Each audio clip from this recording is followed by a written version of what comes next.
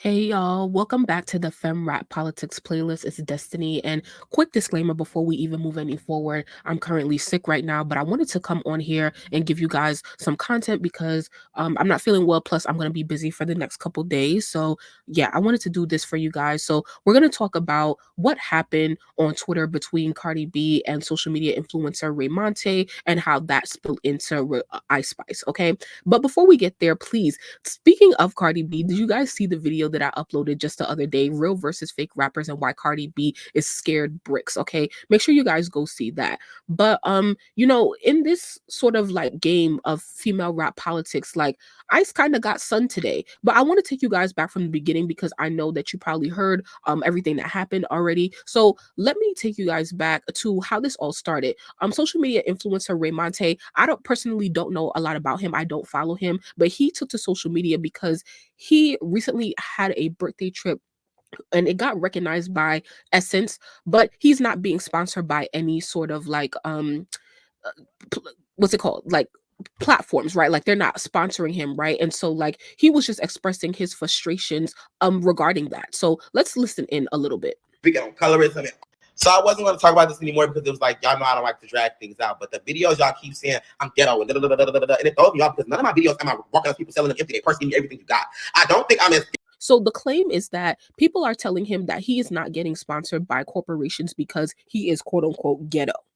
Ghetto as everyone tries to make it seem. And what bothers me as a black person, you guys say that I'm ghetto, but Cardi B, who doesn't look like a visible black woman to me, and this is no shade to you, Cardi B. This is no shade. This is just literally a fact. Now, mind you, he said no shade, but all tea, all shade, all offense. We're speaking on colorism and all those type of things. She is very, very ghetto. She's way ghettoer than me. She's way hooder, gangster, greasy with me. She was outside with the damn Bloods. And y'all don't say that this lady is ghetto. Y'all don't say that she isn't marketable. It feels like everyone can be ghetto and black besides ghetto and black people. And again, no shade to you, Cardi B. I'm just doing a comparison. My content has always been uplifting women. I've always. So who follows Raymonte? Let me know. Do you think his content is ghetto? Do you think he's too hood, too urban? Once again, I don't follow him. Said so many things about women, like to encourage them and be amazing. And I might make a little joke about a relationship. So that's basically what he had to say. And then someone else posted this on Twitter, and that's how it popped off with Cardi. Now, we're not going to go through all of the tweets, but I do want to show you guys some of them.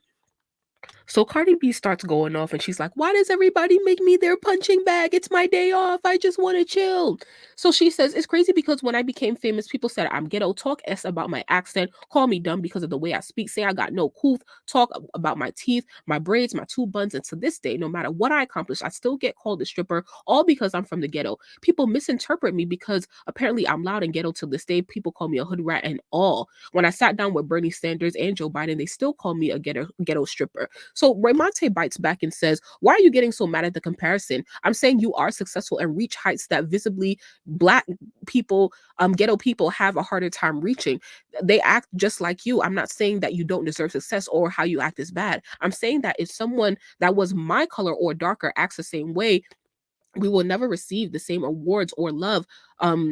You're being very dense, Sukiyana, Sexy Red, the City Girls, the list goes on and on. You've had major campaigns that ghetto black women and men like me will never get. It's a deeper conversation. I'm not trying to offend you at all. So once again, this is a conversation about colorism and disparities in who gets opportunities and campaigns as an influencer for the audiences that they represent. And Raymonte has a point. You know, Cardi B came in being this ghetto, loud hood stripper or whatever, and look where she is today. Now, you know, in my opinion, does Cardi B deserve to be here? Not really, because where's her talent, right? She could have kept that. If Cardi B would just go over there and be an influencer and not claim to be a rapper or be in hip hop, we wouldn't be here right now. We wouldn't be having these conversations right now. Now, we can shift our focus to, you know, people like Sexy Red. Sexy Red is blowing up. She's having the time of her life and getting a lot of opportunities. But is she getting the same type of opportunities, as someone like Ice Spice? Let's keep going. So, let me see if there's anything important here. So Cardi references Sexy Red. She said she's making bangers and on tour with Drake, and I bet money she's gonna win Female Rapper of the Year because she's grinding and working hard. Now the difference between like Sexy Red and any other like darker skinned caricature of her is that like one thing about like that you can always get away with is making good music. If you make good music that the public loves, you will get opportunities. And that is what Sexy Red is experiencing. Whether you like her or not, her music is catchy. he said, "You're saying I'm using other women when me and you had a talk months ago and said, and you said, why don't I call Ice Spice a Mexican? You bring up other people, not me. I'm not bringing any other women in this. I think y'all, whatever." So now he exposes the fact that Cardi B calls Ice Spice a Mexican child. Oh my God. So then Ice Spice jumps in. I'm not even gonna read this. Like, let's go right here to the tweet on the right. She said, same reason why you felt comfortable calling me a Mexican when I'm Dominican. And I asked you why you feel comfortable calling me a Mexican when Ice, Jerome, Zoe Saldana are Dominicans, and you don't do that to them. You do it to me because you know that's what people use to hurt me. Now, this is where I will agree with Cardi. I don't call people Mexicans who are not Mexican, because we should be educated and know enough to know race, ethnicity, nationality, right? And I'm not going to call someone a Mexican just because they speak Spanish, because it is derogatory, right? Calling someone a Mexican means that you think that they are less than. And even if you do think that Cardi B is less than, that's not, calling her a whole like nationality, that's an insult to them.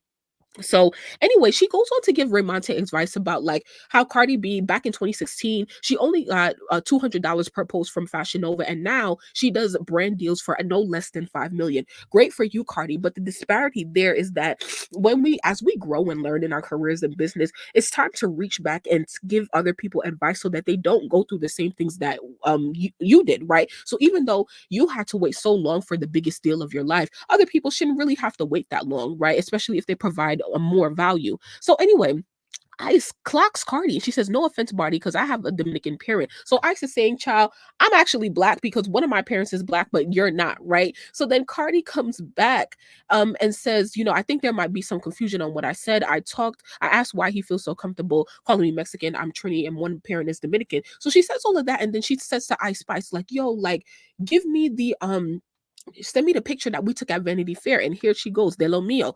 Ice posts 2 pictures of her, and this is where Ice effed up. But here's the thing, is that the fact that these pictures were even taken, now people may be like, "Oh, why are you guys mad that Ice is posting pictures with Cardi?" Well, the thing is that if she really wanted to post these pictures with Cardi, she would have been posted them the night of or the day of, which is when all celebrities usually post their pictures. Ice was probably hiding this, and this is where fem rap politics comes in. Ice is gearing up to drop an album right now. We know that there's some turmoil, as we've been talking about, between Ice, her manager, and Nicki Minaj. Everyone knows that Ice, regardless of how much you know, everyone knows that Ice has had big collabs with Nicki, and she has association to Nicki. So to see this, it's like Cardi is basically saying, "Oh yeah, oh yes, show them pictures, show the fans, show everybody that you're not as loyal as you say you are." And Ice had no choice, because see, the thing is that even though Ice had the pictures, even if she sent Cardi the pictures via DM, y'all don't think that Cardi would have posted the pictures? It would have came out either way. So would you rather Cardi post the pictures or Ice post the pictures? Let me, let me take accountability before someone else can expose me.